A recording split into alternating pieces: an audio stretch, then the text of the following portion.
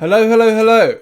Following my last video wherein I took the 8 values test, finding that test to be rather inadequate at identifying true right-wing thought, I am working on a new political model that categorises all of politics in 3D space.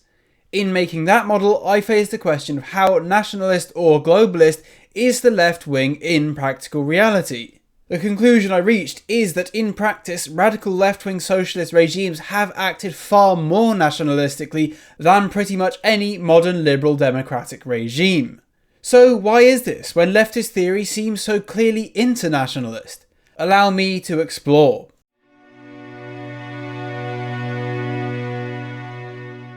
First of all, since the internet is filled with a bunch of direction-brained fools who assume anything other than rage-fueled condemnation of socialism must mean one is secretly in favour of it, I must make clear that I am not a socialist, that I despise socialism, and that socialism is an abhorrent curse on humanity. This video is not a defence of socialism. If anything, you should take it as a repudiation of liberalism, which is the enemy of both right and left. Also, understand that when I say socialist regimes act nationalistically, this is not a comment on how effective their policies are.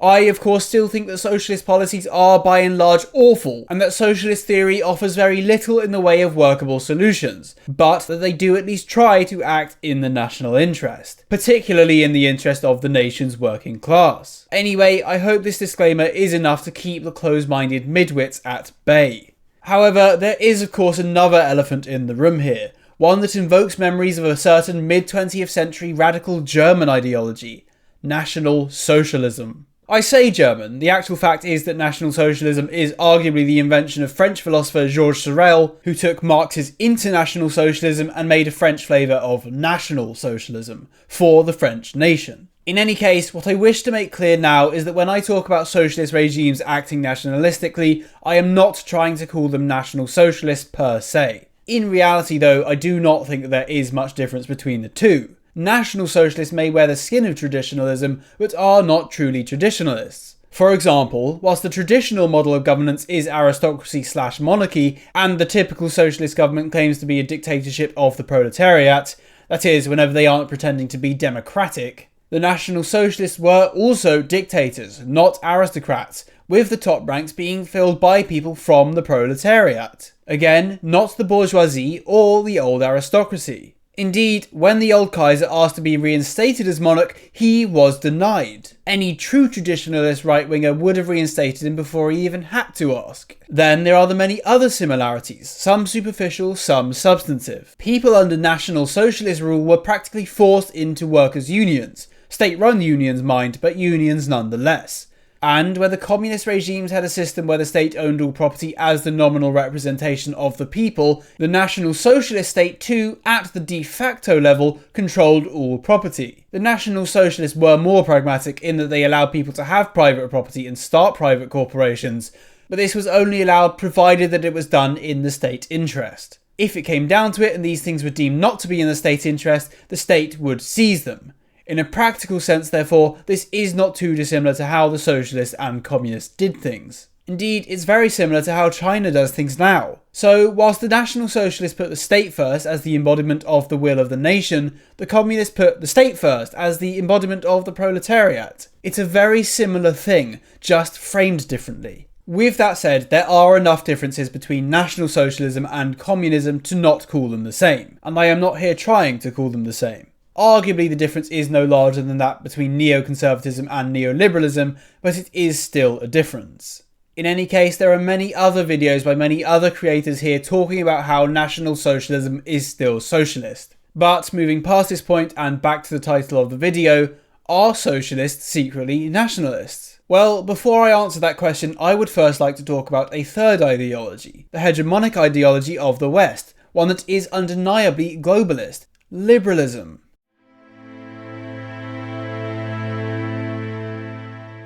Liberalism, the ruling ideology of the modern day, is something I hold in great contempt. Many aspects of liberal thought, be that Locke's tabula rasa, aka the blank slate man, or globalist multiculturalism, try to frame people not as people, but as fungible programmable units on a spreadsheet. The claim made by liberalism that there can be a diverse, harmonious, multicultural, multi-ethnic state are, of course, completely bunk. As we found out the hard way, different cultures do not all think like us, will not all think like us, and will bear violent grudges against each other that began centuries ago. Multiculturalism simply does not work, and we should not be the arbitrators of these ancient disputes. However, unlike in the imagination of the typical conservative, I reckon that the liberal regime does actually know this, but pursues these policies all the same. So why is this? The answer: capitalism. Capitalism, the economic theory not of the right but of liberalism, is a system wherein the only incentive for any trader or business is profit.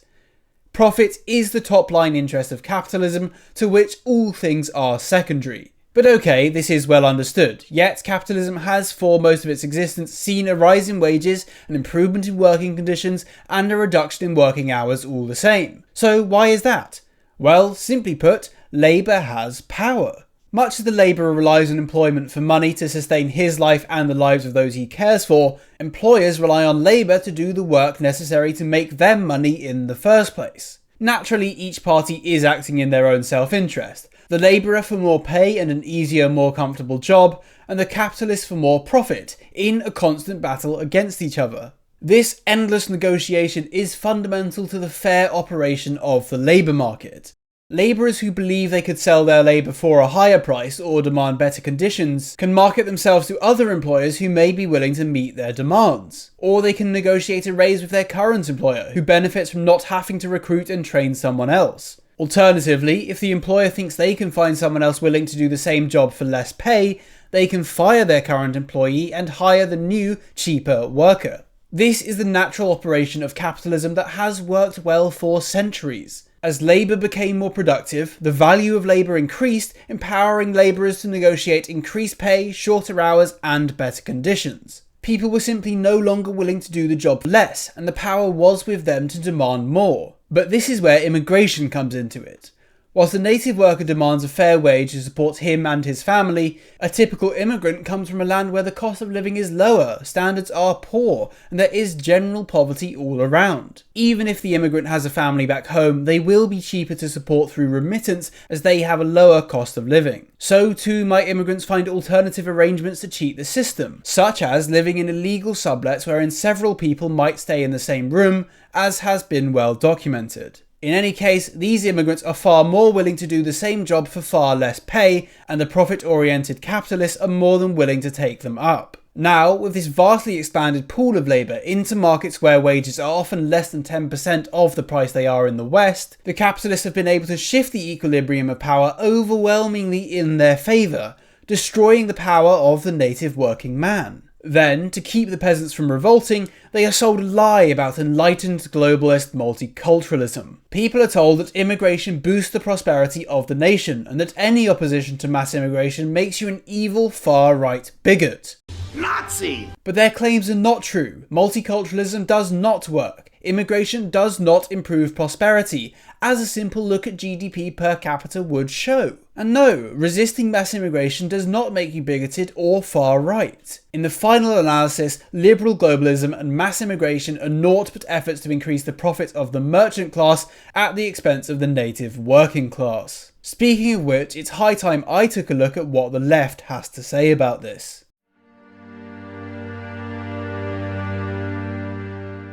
Socialists and communists are, I'm sure we all agree, very much opposed to capitalism and have been from day one. Also, whilst the modern woke left-wing activist appears now to be rabidly pro-immigration and pro-globalism, if you look into the history, it becomes apparent that these voices have been pushed by liberal regimes and programmed into people in their early lives through education and mass media, rather than being organically held views. The actual authentic view of the old left are far more similar to those of the old right. For example, this article, written in April 2024 for the Communist Party of Britain Marxist-Leninist, talks about why capitalists love higher immigration. I shan't read the whole thing, but I shall read what they say about the purpose of mass immigration. Given that this is a fairly long section, I must encourage you to visit their website and read the rest of the article yourselves. It is actually a very good read. Anyway, it is clear that there is purpose in the use of immigration by the ruling class.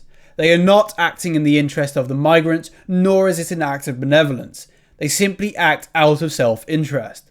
For them, it is both a planned strategic weapon against the working class and a desperate means of dealing with capitalism's decline. Consider the question of pay. It is undoubtedly true that high immigration depresses wages. It has been particularly acute in the low-wage economy in general, and especially in certain sectors such as health and social care, agriculture, hospitality and transport. This last area is an interesting one, as it should be noted that as soon as Brexit was finally introduced at the end of 2020 and the EU HGV drivers were restricted in their opportunity for employment in Britain, the wages of British HGV drivers rose by 12% in the first year. Marx and Engels described the unemployed as the reserve army of labour, a necessary component of capitalist production, a constantly available reservoir of labour that ensured that in the battle between capital and labour, capital would try to keep the upper hand. For periods in the past, under Thatcher for example in 1984, it was wielded at a level of 12%.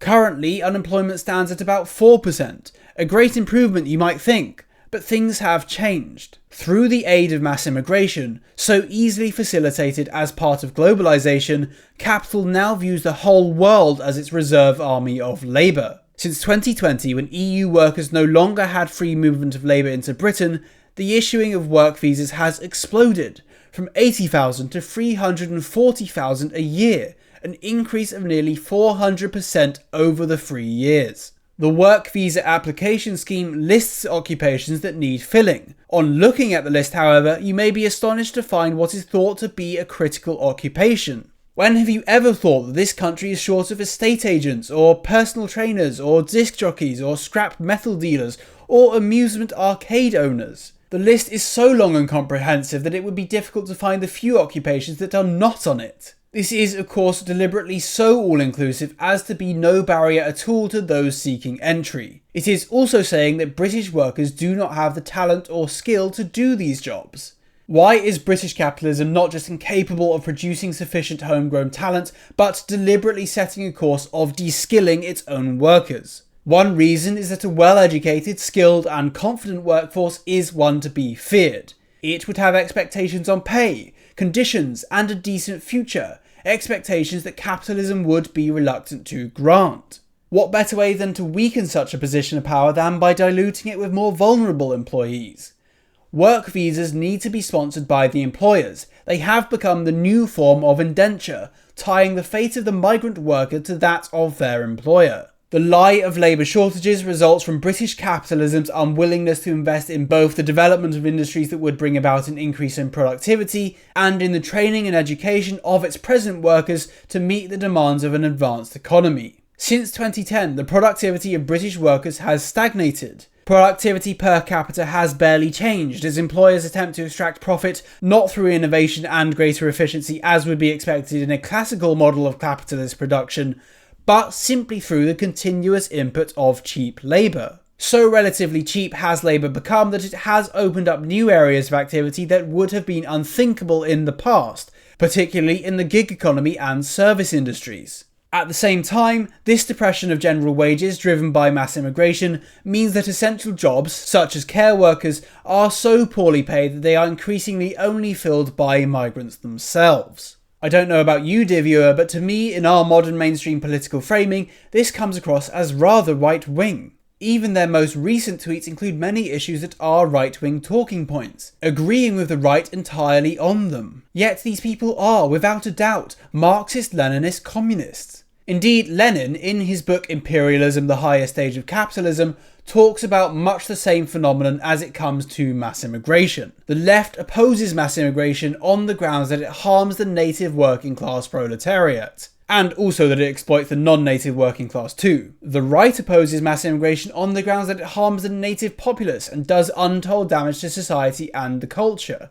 In effect though, the left and the right have the exact same opposition to liberal globalist multiculturalism and mass immigration. We are both repudiating liberal capitalism. And that's that put to bed. But this video is about more than just the issue of mass immigration. After all, this video is about socialist nationalism more broadly, and about how, in practice, I believe that nominally socialist or communist regimes act far more nationalistically than they are given credit for. So let's take a look at that.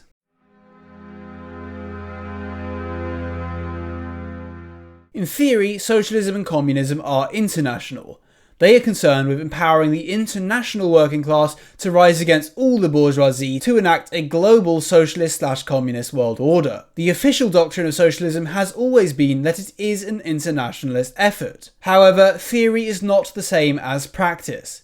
In practice, as far as I can see, practically every socialist or communist regime has been nationalistic in its function. In Cuba, both Fidel Castro and Che Guevara describe themselves as revolutionary nationalists. The Cuban regime became over time rather socially conservative, with a unique Cuban flavour even adopting Christian elements. In Venezuela, Hugo Chávez's regime became more patriotic and more nationalistic, something that has continued under Nicolas Maduro today. In North Korea, their particular flavour of communism is comically nationalistic. And in China, their regime is massively nationalistic too, with China infamously genociding and suppressing non-Chinese people within its lands. So too does China promote nationalism seemingly above any other loyalty. Everything they do in the name of Chinese glory.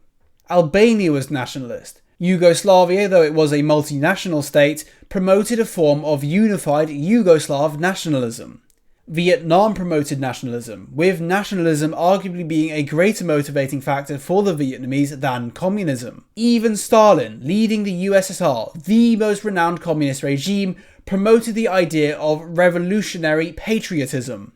Stalin brought back much old Russian tradition and cultural flavour, and indeed, in the Russian case, they infamously allowed the Holodomor to happen, genociding the Ukrainian people to weaken their nation compared to the Russian nation. And even Soviet Russia's diplomatic plays can be considered no different to typical imperialist plays, which I'm sure nobody would doubt are nationalist. As far as I can see then, practically every socialist regime was nationalist. But why is this? Well, one explanation for this is that the radical left-wing regimes became nationalistic in effort to oppose the hegemonic liberal regimes that make up the West. America, Britain, the EU, and the broader Western/liberal world is capitalist, which has made them globalist internationalists. To resist globalist internationalism, one must be nationalist. If the West is trying to poach your working class, you must restrict their immigration to keep them within your own lands. If instead your working class are at risk of being replaced by foreign immigrants, you must restrict the entry of the foreign immigrants. Alternatively, there is the explanation of American foreign policy. America, in effort to fight communism, has tried to isolate socialist regimes from one another. The old Warsaw Pact countries, bar Belarus, have been subsumed into the global American empire. Cuba is embargoed under US pressure. Venezuela too is diplomatically and financially cut off. And a similar story was true of any other socialist country across the globe. In response to isolation, any regime is forced to become nationalist regardless of any previously held ideals. In any case, the effect is the same. In practice, socialist regimes are nationalist regimes. The practical reality of the world punishes dogged committal to socialist internationalism and rewards socialist nationalism, relatively speaking, of course. Those regimes that promote nationalism enjoy greater support and become more stable. Thus, the de facto reality on the ground is that liberalism stands alone as the only regime with a globalist agenda, with the left and right both standing in opposition to these policies. This is, after all, because liberalism serves the interest of the merchant class, whilst the left and the right both serve the interests of the nation, albeit in the case of the left, only the nation's working class. As such, the left are far more nationalistic than we give them credit for. This is the surprising yet observable fact. So when you watch my later video mapping out the four main political ideologies, libertarianism, liberalism, leftism and rightism in 3D space, and when you see me call the left nationalist as I plan to do, please bear this video in mind. Anyway, that is all for now. As a reminder, I am not a socialist, nor have I ever been a socialist, and I hold socialism in the utmost contempt. Still, above the sort of direction-brained team game thinking typical of midwit commentators, I am a realist, and this is what I believe to be the reality. In any case though, I'd love to hear your thoughts on the matter. Other than that, if you want to support me, I do still have a Buy Me a Coffee page, and as always, please like, subscribe, and God save the King.